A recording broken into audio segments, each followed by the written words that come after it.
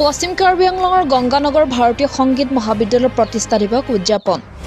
পশ্চিমবংগৰ হাওৰা বংগীয় সংগীত পৰিষদৰ অধীনত পশ্চিম কাৰ্বি আংলং জিলাৰ অন্তৰ্গত বৃহত্তৰ টুমপ্ৰেং অঞ্চলৰ গংগানগৰৰ 2022 বৰ্ষৰ সৰস্বতী পূজাৰ দিনা গংগানগৰ বিশিষ্ট সমাজসেৱক তাৰ্জিন লাংথাছাৰ সবল নেতৃত্বত আৰু গংগানগৰৰ ৰাইজৰ সহযোগত প্ৰতিষ্ঠা লাভ কৰা গংগানগৰ ভাৰতীয় সংগীত মহাবিদ্যালয় পৰিচালনা সমিতিৰ উদ্যোগত মহাবিদ্যালয়খনৰ প্ৰতিষ্ঠা দিৱস আৰু বিদ্যাৰ অধিষ্ঠাত্ৰী মা সৰস্বতী পূজাৰ লগতে সংগতি ৰাখি গংগানগৰ ভাৰতীয় সংগীত মহাবিদ্যালয়খনৰ পৰিচালনা সমিতিয়ে প্ৰতি বছৰে উদযাপন কৰি অহা দ্বিতীয় বাৰ্ষিক সাংস্কৃতিক সন্ধিয়া অনুষ্ঠানটি বৃহস্পতিবাৰে নিশা অনুষ্ঠিত হৈ যায়।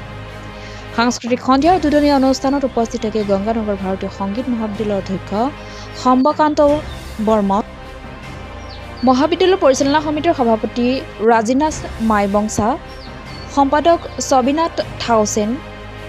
সভাত মুখ্য অতিথি হিচাপে উপস্থিত থাকে টুমপ্ৰেঙৰ বিবেকানন্দ কেন্দ্ৰীয় বিদ্যালয়ৰ ছুপাৰভাইজাৰ গৌতম কেৰী, মহাবিদ্যালয়ৰ শিক্ষক মুক্তধন চৰংচা, গাঁৱলীয়া গাঁওবুঢ়া গলনন লাংথাছা আৰু পৰিচালনা সমিতিৰ কাৰ্যালয় সম্পাদক প্ৰবীণ ফংলুংছা।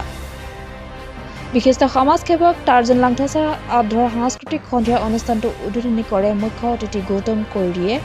ইয়াৰ পাছতে সমিতিখনৰ যুটীয়া সম্পাদক নিৰঞ্জন দেউৰীয়ে সাংস্কৃতিক সন্ধিয়া অনুষ্ঠানটো ঘোষণা হিচাপে পৰিচালনা কৰিছিল।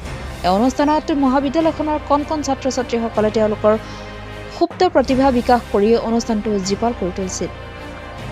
টুমপ্ৰেঙৰ পৰা নাৰায়ণ বৰুৱাৰ ৰিপৰ্ট।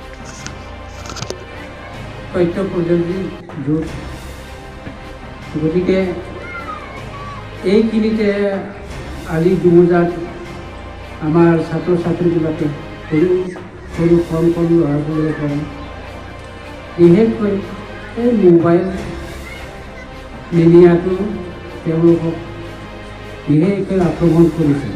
এজন ল'ৰা ছোৱালী চাব, কেঁচুৱাসকলেও মানে হাতত মোবাইল লৈ ধেমালি কৰি থাকে।